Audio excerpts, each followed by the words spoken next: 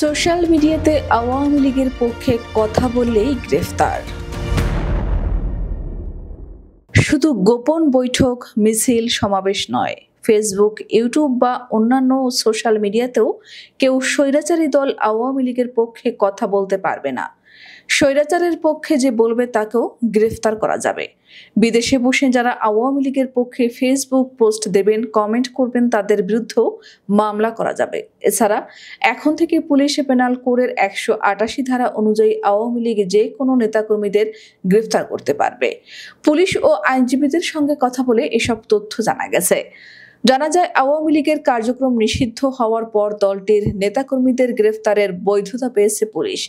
এতদিন প্রশ্নের মুখে পড়ার ভয় থাকলেও এখন আর আইন প্রয়োগের ক্ষেত্রে পুলিশকে বাধার মুখে পড়তে হবে না।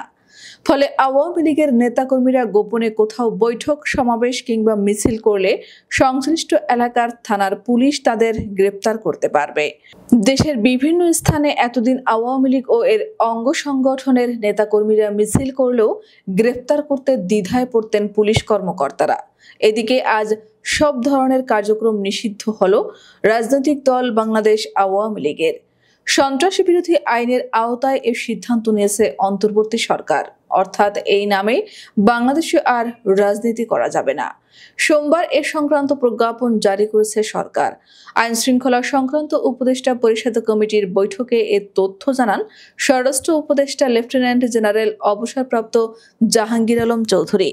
সংশ্লিষ্ট পুলিশ কর্মকর্তারা রোববার গণমাধ্যমকে জানান, আওয়ামী লীগের কার্যক্রম নিষিদ্ধ করে আজ সোমবার সরকারি আদেশ জারি করা হয়েছে। সরকারি আদেশ জারি হওয়ার পর পুলিশ খুব তাড়াতাড়ি দপ্তর থেকে মাঠ পর্যায়ের পুলিশ কর্মকর্তাদের কাছে ব্যবস্থা নিতে নির্দেশনা পাঠানো হবে। কেউ সরকারের আদেশ অমান্য করলে যাতে গ্রেফতার করা হয় সেই নির্দেশনা দেওয়া হবে। নিষিদ্ধ হলেও সংগঠনটির নেতাকর্মীদের বিরুদ্ধে পুলিশকে যে ব্যবস্থা নিতে হতো, কার্যক্রম নিষিদ্ধের পরও একই ব্যবস্থা নেওয়া হবে।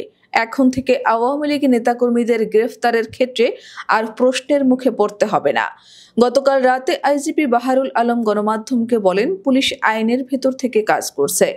আওয়ামী লীগের বিষয়ে সরকারের পক্ষ থেকে যে সিদ্ধান্ত দেওয়া হবে সেভাবেই পুলিশ কাজ করবে। সূত্র জানায়, এতদিন ফেসবুক, ইউটিউবে আওয়ামী লীগের পক্ষে কন্টেন্ট তৈরি, পোস্ট দেওয়া, পোস্টে কমেন্ট করার জন্য কাউকে গ্রেফতার করা হয়নি। তবে সরকারের পক্ষ থেকে বর্তমানে আওয়ামী লীগের পক্ষে সাইবার স্পেসে কার্যক্রম নিষিদ্ধ করায় তাদের গ্রেফতার করা যাবে।